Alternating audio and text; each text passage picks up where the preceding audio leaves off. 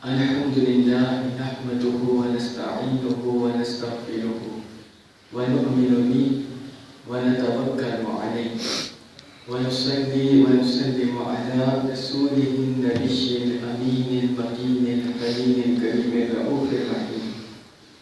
أما بعد فأعوذ بالله السميع العليم من الشيطان الرجيم. بسم الله الرحمن الرحيم.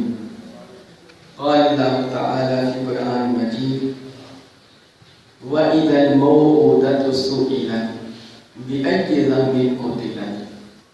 صدق الله العلي العظيم وبلغنا رسوله النبي الكريم. حضرات گرامی قدر، سامعین عزیز وقار، اللہ رب العزت کی توفیق سے اور اس کے فضل و احسان سے ہمیں جمعہ المبارک کی یہ ساعت نصیب ہو رہے ہیں. حضرات گرامی قدر، گزشتہ 3 دن قبل جو سانحہ قصور ہوا، جس میں ایک چھوٹی بچی وہ ہر باپ کے لیے بیٹی کے برابر ہے، ہر بھائی کی بہن ہے،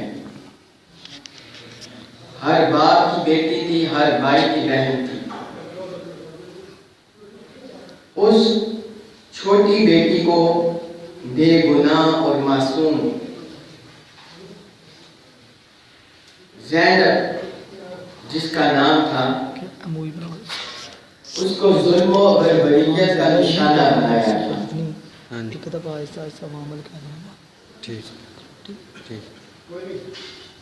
کچھ ایک بندہ اس میں ملوث ہے یا زیادہ ہے یا پورا گینگ ہے. نامعلوم افراد نے اتنی درندگی، بربریت کا مظاہرہ کیا. ایک چھوٹی بچی کے ساتھ معاذ اللہ زیادتی کی گئی، بدکاری کی گئی اور پھر اسے قتل کیا گیا.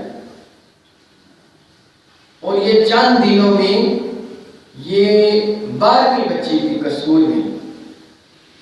آپ اندازہ کریں اتنا ہمارا معاشرہ درندگی کی طرف جا رہا ہے، اتنی بربریت، ظلم، جبر، فتنہ اور فساد پھیل رہا ہے کہ 11 معصوم بچیوں کو، 12 معصوم بچیوں کو زینب کو شامل کر کے ان چند دنوں میں، چند ہفتوں میں 12 معصوم بچیوں کو درندگی کا نشانہ بنا کر انہیں قتل کر دیا گیا. اور آج سے 3.5-4 سال قبل اسی شہر قصور میں، ضلع قصور میں 286 بچیوں کو اس درندگی کی بین چڑھایا گیا. نعوذ باللہ من ذالک، نستغفر اللہ العظیم. اللہ تعالی اس معاشرے پر، امت مسلمہ پر رحم و کرم فرمائے اور ان ظالموں کو ہدایت دے کہ اتنی معصوم بچیاں، چاہے وہ بیٹا ہو، بیٹی ہو، یہ تو بے گناہ ہوتے ہیں. جو اعمال نامے کھلتے ہیں، گناہ اور نیکیوں کا جو حساب لکھا جاتا ہے، گناہوں کا حساب اور اس طرح سارے معاملات، وہ تو بالغ ہونے کے بعد معاملہ شروع ہوتا ہے.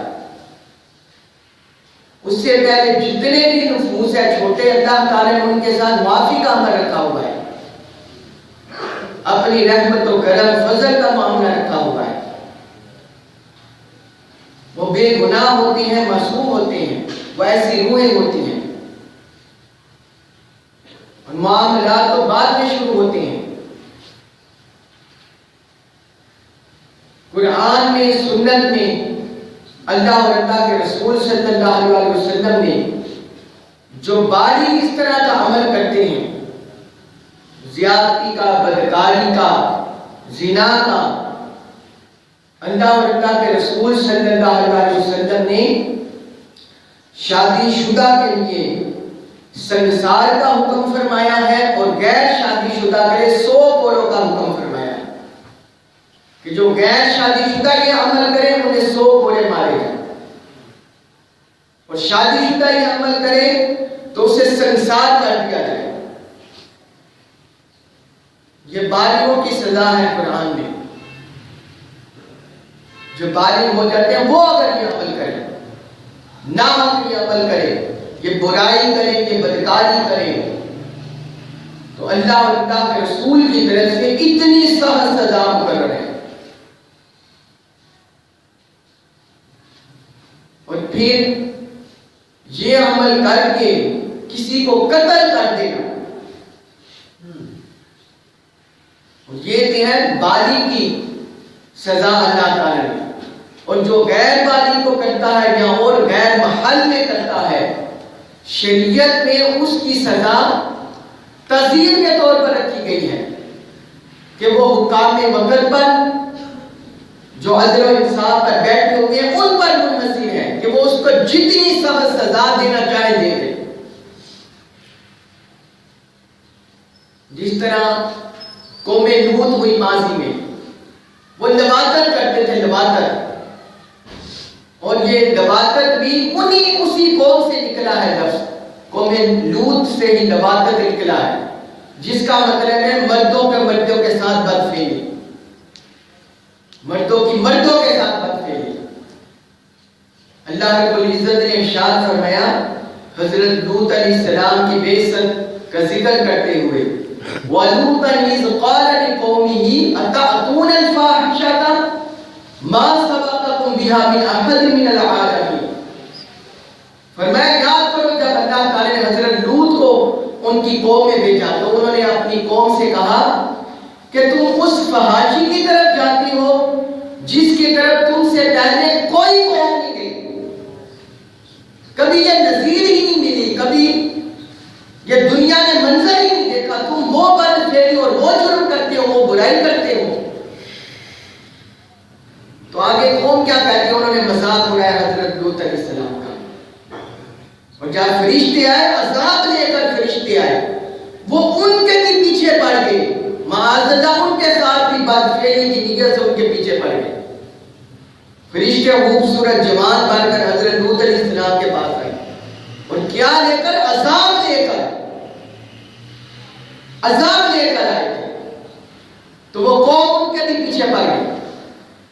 تو انہوں نے کہا اے لوط، آپ اور آپ کے گھر والے اس بستی سے رات سے پہلے نکل جائیں، سوائے آپ کی بیوی کے، کیونکہ وہ بھی ان کے ساتھ ملی ہوئی تھی، اور میں اس کو چھوڑ دیں، آپ نکل جائیں گھر سے۔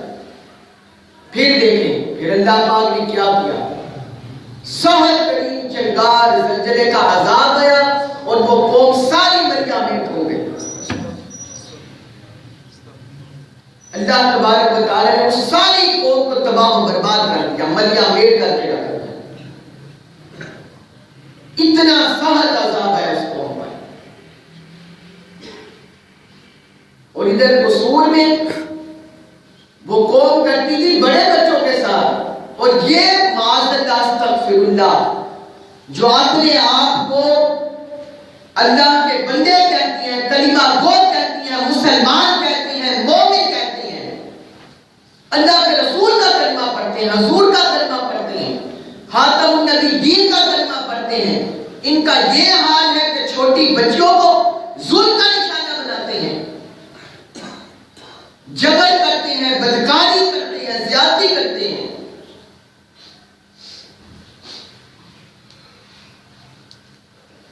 ہمیں تو صرف ایک ہی بات سمجھ آتی ہے کہ یہ جو امت بچی ہوئی ہے صرف اللہ پاک و حضور کا حیا ہے، صرف اللہ پاک و اپنے حبیب کا حیا ہے،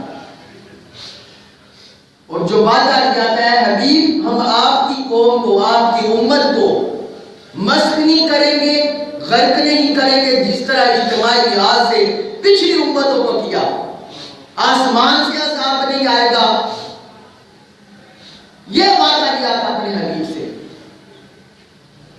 صرف اس وعدے کا حیا ہے، اپنے حبیب کا حیا ہے. باقی یہ بربریت، یہ ظلم، یہ جبر،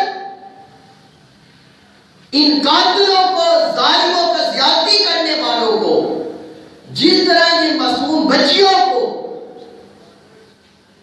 نشانہ بنا رہے ہیں اور انہیں قتل کر کے پھینک رہے ہیں، ان حدیثوں کو ایسے ہی ذلت رسوائی سے قتل کر کے ان کی لاشوں کو کوڑا کرکٹ کے ڈھیروں میں پھینک دینا چاہیے.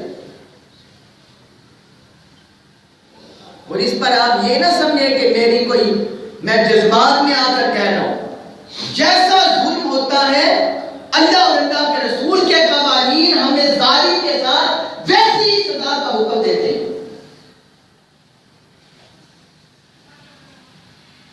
جس طرح آقا علیہ السلام کے زمانے میں قبیلہ قرینہ والے آئے، کچھ لوگ کہتے ہیں یا رسول اللہ ہمیں مدینہ کی ہوا موافق نہیں آئی. جن کے دلوں میں کوڑ ہوتا ہے، ٹیر ہوتا ہے، انہیں حرمین شریفین کی ہوا موافق نہیں آتی. اور خصوصاً مدینہ طیبہ کی ہوا، آب و ہوا انہیں موافق نہیں آتی. ان کے دل اللہ پاک انہیں نکالتے ہیں وہاں سے، نکلو یہاں سے. کہتے ہیں ہمیں یہاں ہوا موافق نہیں آئی. رسول نے ان کے لیے، آقا تو رحیم تھے اور ان کو ظاہر بھی کرنا تھا جو ان کے دلوں میں کجی تھی، کیونکہ حکم شریعت وہ ظاہر پر نافذ ہوتا ہے، باطن پر نہیں لگتا. تو ظاہر بھی کرنا تھا ان کے دلوں کا ٹیر اور کجی. حضور نے انہیں مدینہ طیبہ کے گرد کسی دیہات میں بھجوا دیا آقا علیہ السلام نے، اور وہاں ایک چرواہا بھی ان کے لیے مقرر کر دیا اور فرمایا تم یہاں اونٹنیوں کا دودھ پیو اور اونٹنیوں کے پیشاب پیو، یہ جو تمہیں بیماری لگی ہے اس سے نجات مل جائے گی. وہ چلے گئے ادھر، تو ان کے دلوں کی جو ٹیر کا کجی وہ ظاہر ہوگی. جب ہٹے کٹے ہو گئے، صحت مند ہو گئے، انہوں نے اس چرواہے کو، صحابی کو شہید کر دیا. ان کی آنکھوں میں سوئیاں کھبو دی، سلامی جو ہوتی ہے وہ اس کی آنکھوں میں کھبو دی، اور ان کو شہید کر کے ایسے کہیں ویرانے میں پھینک گئے اور اونٹنیاں بگا کر لے گئے. وہ پیاسے صحابی ادھر شہید ہو گئے. جب حضور کو خبر ہوئی، حضور نے بھیجا اپنے صحابہ کا لشکر، اپنے چند صحابہ کو بھیجا، انہیں پکڑ کر لے آئے. جب آقا علیہ السلام کے پاس لے آئے، حضور نے فرمایا جیسا انہوں نے میرے صحابی کے ساتھ ظلم کیا تھا ویسا ہی تم ان کے ساتھ ظلم کرو.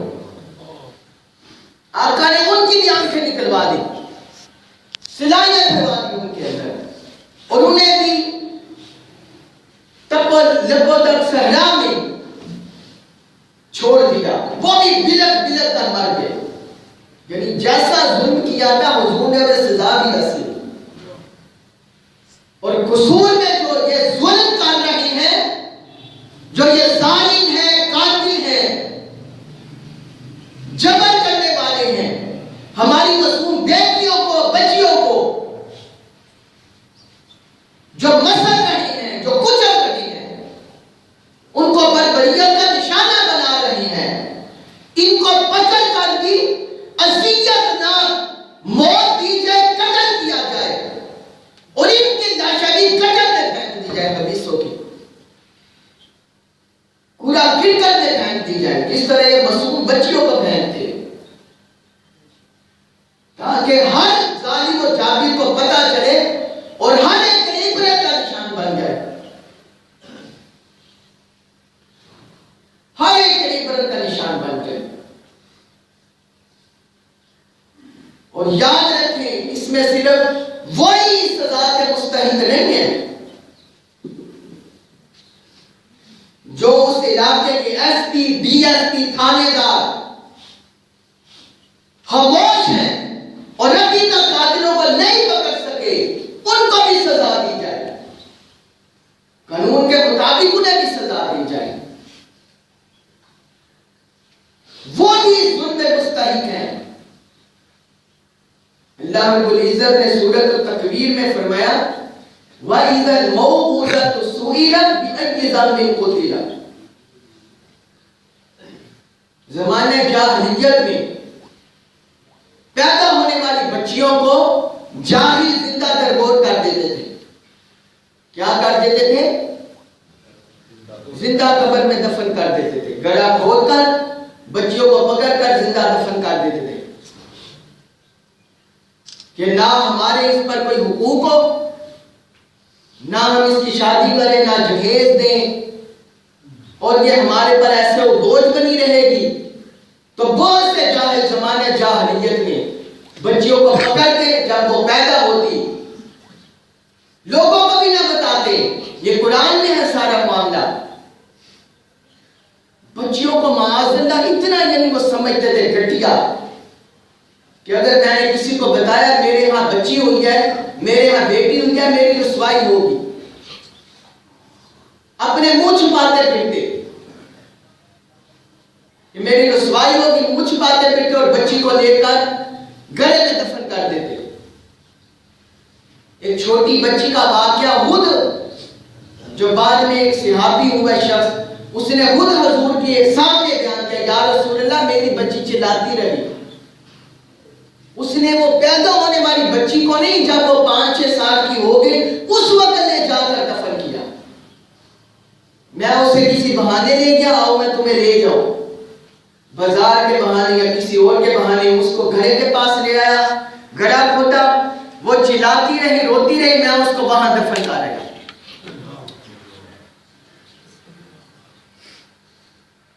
حضور نے فرمایا من لا یرحم لا یرحم.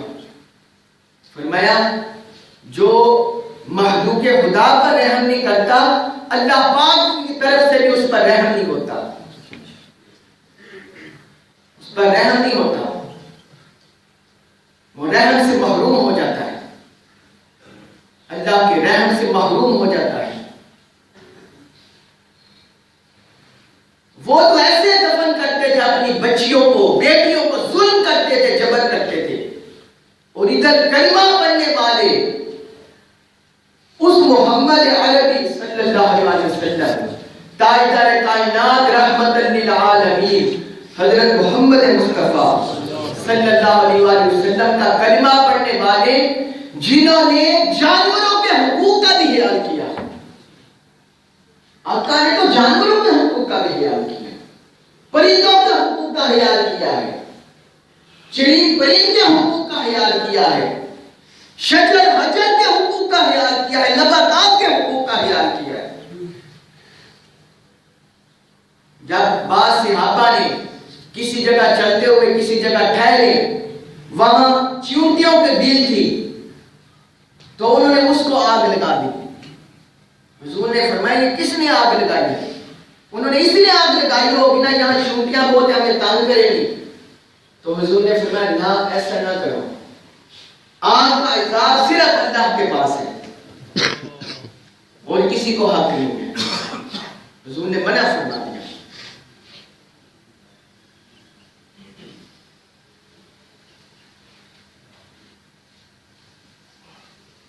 اور ایک ہرنی کو جو صحابہ نے قید کر لیا، ہرنی کو صحابہ نے قید کر لیا پکڑ کے، وہ زور زور سے ایسے آوازیں نکالے. حضور نے پوچھا کیا ماجرا ہے؟ ہرنی آئی، حضور سے مکالمہ ہوا.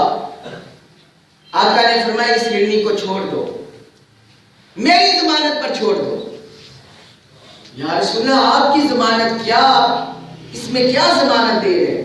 فرمایا یہ ہرنی کہہ رہی ہے کہ میرے 2 بچے ادھر جنگل میں ادھر ادھر پھر رہے ہیں تو میں ان کو لے جا کر اپنے ادھر کچھار میں چھوڑا، جہاں رہتی ہوں وہاں چھوڑا، پھر آپ کے پاس واپس آ جاؤں گی،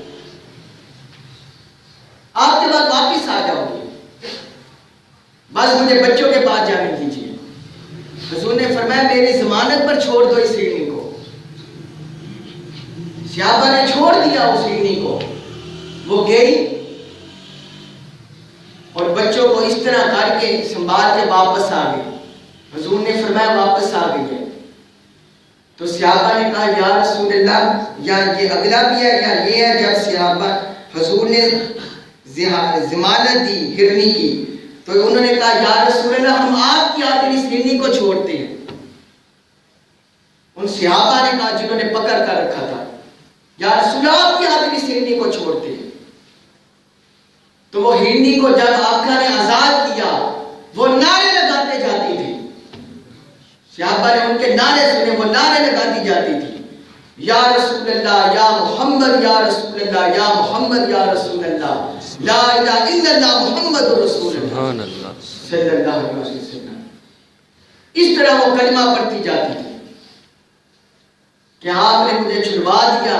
اس طرح ہمارے آقا اور مولا ہمارے نبی رحمت للعالمین سید المرسلین امام الانبیاء تو اس قدر تحفظ فرماتے ہیں.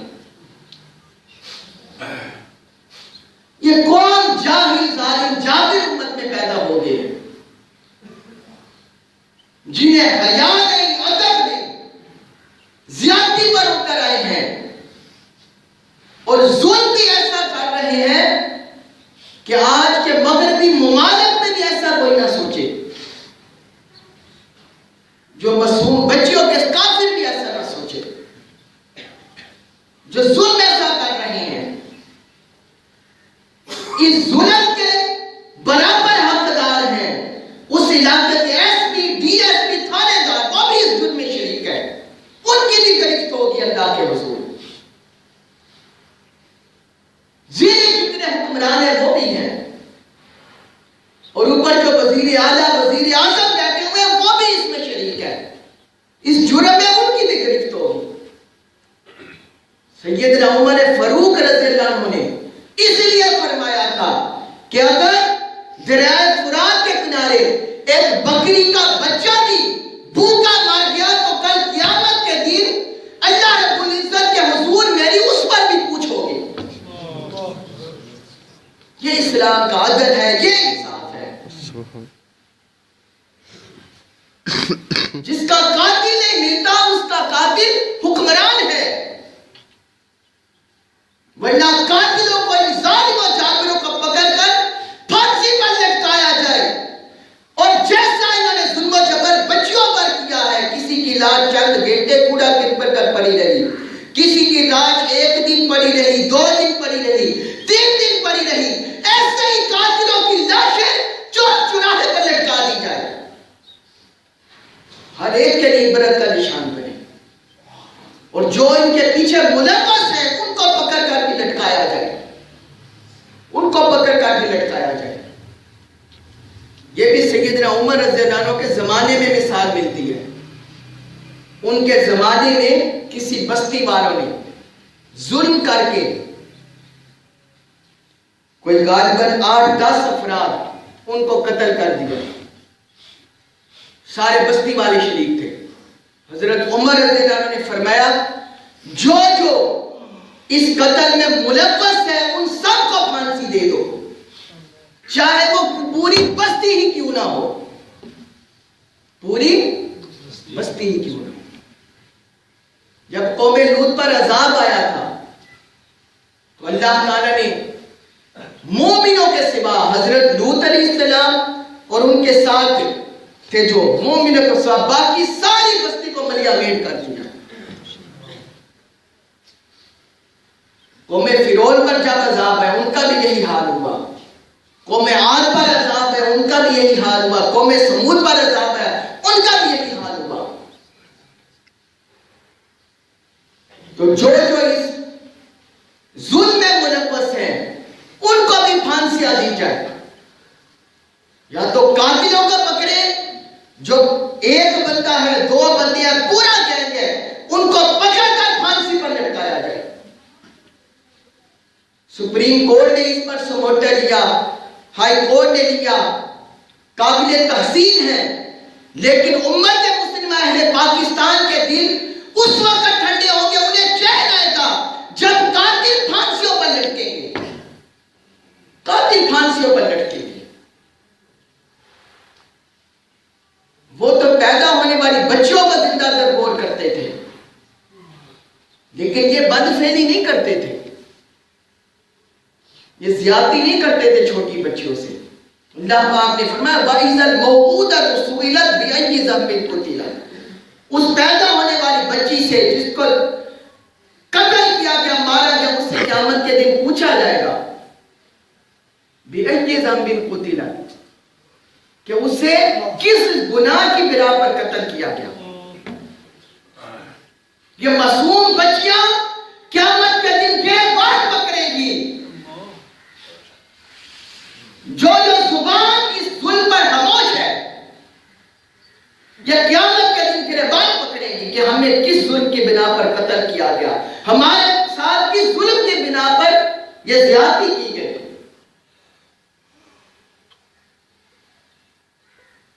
ہمارے مسلمان باپ، پاکستانی باپ بھائی کیوں اس پر خاموش رہے؟ وہ سوال کریں گے ہم سے، گریبان پکڑیں گے۔ اور یاد رکھیں، اگر ہم نے اس ظلم کے خلاف آواز نہ اٹھائی اور متحد نہ ہوئے تو یہ آگ پھر ایک جگہ نہیں رکتی، یہ پھیلتی جاتی ہے۔ معاذ اللہ، استغفر اللہ، کہیں ایسا نہ ہو کہ ہماری ہر بستی، ہر شہر، ہر گلی اس آگ کی لپیٹ میں آ جائے۔ یہ اللہ کا عذاب ہوگا، بہت بڑا عذاب، اللہ کا بہت بڑا عذاب ہوگا۔ اس فتنے کو دبانے کی ضرورت ہے، اس کا قلع کما کرنے کی ضرورت ہے، اس کا خاتمہ کرنے کی ضرورت ہے۔ حکمران وقت اور جن جن کے پاس سیکورٹی ہے، ذمہ داری ہے، وہ اس ذمہ داری کو نبھائیں اور قاتل اور ظالموں کو ان کے کافر کردار تک پہنچائیں۔ اللہ تبارک و تعالی امت مسلمہ اہل پاکستان کے حال پر لطف و کرم فرمائے اور ہمیں اپنے اور اپنے حبیب کے فرامین پر عمل پیرا ہونے کی توفیق عطا فرمائے۔ وما علینا الا البلاغ المبین۔